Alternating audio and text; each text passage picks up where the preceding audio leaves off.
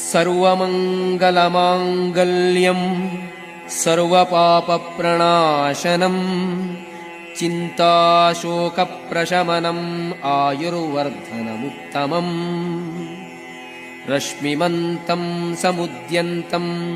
देवासुरनमस्कृतम् पूजयस्व विवस्वन्तं भास्करं भुवनेश्वरम् सर्वदेवात्मको ह्ये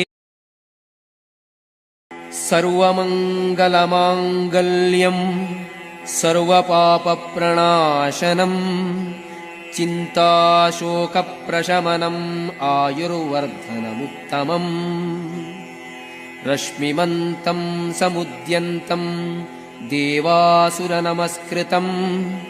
पूजयस्व विवस्वन्तं